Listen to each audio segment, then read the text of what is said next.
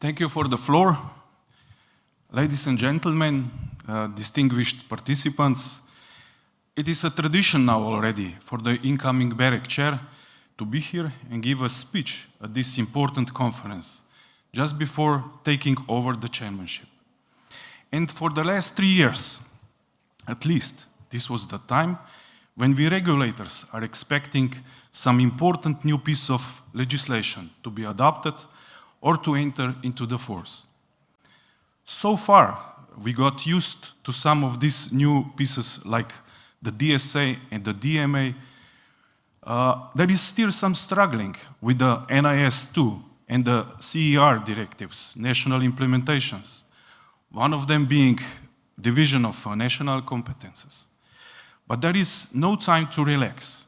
We are already expecting another very important one for the sector. The DNA, Digital Network Act, is knocking at our door. And in less than 2 months, the Commission will show us its final proposal. Our digital networks are becoming more essential for our everyday life. They deliver vital services for all of us, consumer and the businesses. And they are in many cases represent critical infrastructure for our governments.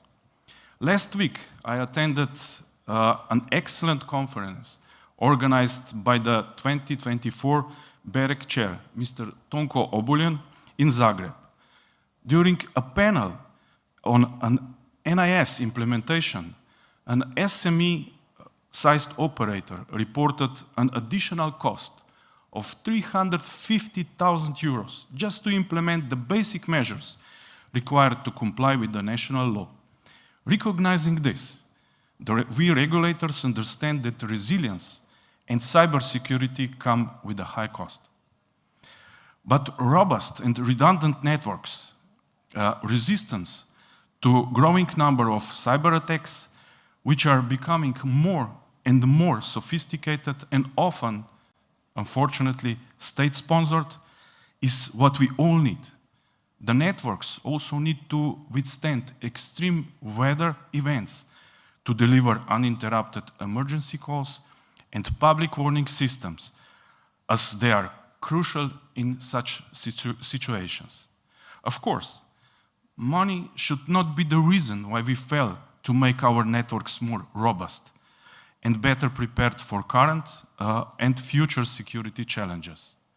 But the financial burden cannot be entirely fell only on the operators, especially in times of a need for an accelerated fiber deployment. BEREC has often shared a slightly different perspective from the Commission and from the authors of the 2 reports we've all heard about this past year, Draghi and Letta. They argue that operators' poor financial results and the lack of investments in Europe are mostly due to too much competition and too much ex-ante regulation by national regulators. If I may touch only on this last but important part, the current legal framework established by the European Electronic Communication Code has been very successful for Europe. It is based on the competition law, which has allowed us to achieve much lower prices for electronic communication services in the EU than in the USA, while the level of network development in most areas remain similar. Very important role of regulators, the one we have successfully played so far, and which I also see as a crucial in the future, is supporting most efficient fiber deployment and achieving and actively contributing to achieving European Digital Decade 2030 goals. And at the same time, preserving market competition with predictable and balanced interventions. The EECC and predefined markets in recommendation of relevant markets served us very well in this context. We can still remember how we once regulated 18 different markets, but today, with the same framework, we regulate only access market. Over the years, therefore, regulators have already deregulated markets, keeping regulation only where it's still needed, sometimes even just in smaller, non-competitive geographic areas. Along this path of deregulation, our markets moved from monopoly to oligopoly. And all these developments have brought many new players. I think we can all perceive this as a major success. However, a lot has happened technologically as well in the last few years. These technological changes requires some adaptation in regulation as the new players enter the ecosystem and new services emerged, which is of course very positive for both consumers and the industry. Unfortunately, I don't hear many discussions about how we can tackle these challenges and what the future scope of regulation should be. Which one would truly reflect the modern, future-proof communication landscape? Instead, there is often too much talk about the rolling back ex-ante regulation and misunderstanding of the simplification. The future regulatory framework must address the market and technological changes and the challenges that have already happened and will continue to accelerate, like a digitalization, like a virtualization of network functions, integration of the cloud system into the networks, security, resilience, and others. In essence, regulators need effective tools to prevent and correct market anomalies. The EECC, together with already defined markets in the recommendation of relevant market, provide a solid legal foundation that must now be further developed to address these changes, including oligopolistic markets and the vertical disintegration of the players. In some points, BEREC agrees with the view of both Draghi and Letta, as well as the Commission, that is indeed possible to introduce some simplifications in the new legislative framework for the electronic communication sector.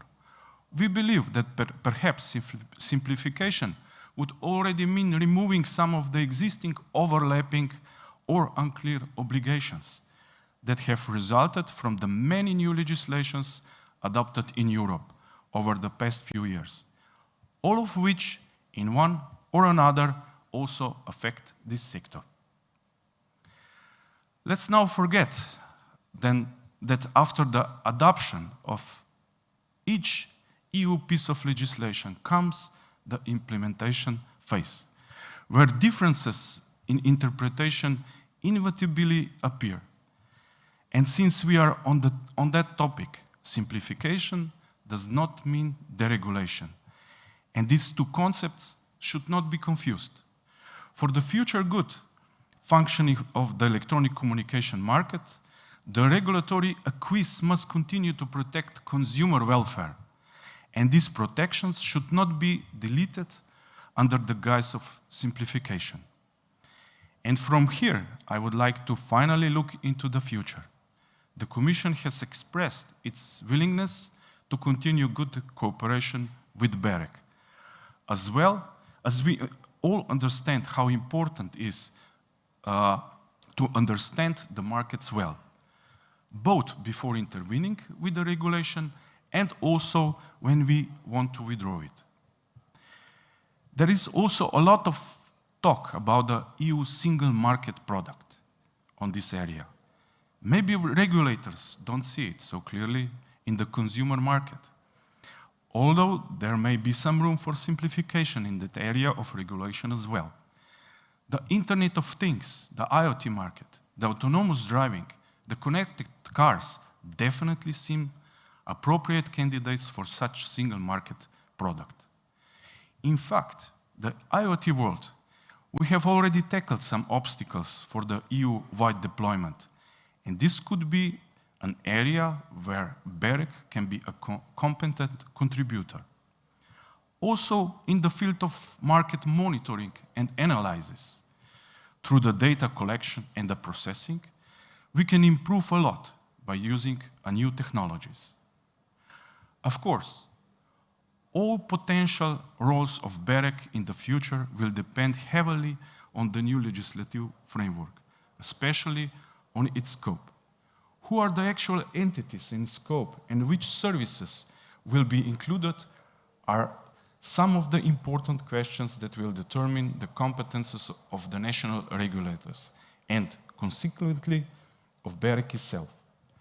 Regardless of that, I clearly see several future roles of regulators and for BEREC as well. This is preserving the market competition, supporting fast and efficient fiber deployment, and ensuring and strengthening the network resilience. Thank you for your attention, and I wish us all a fruitful discussion.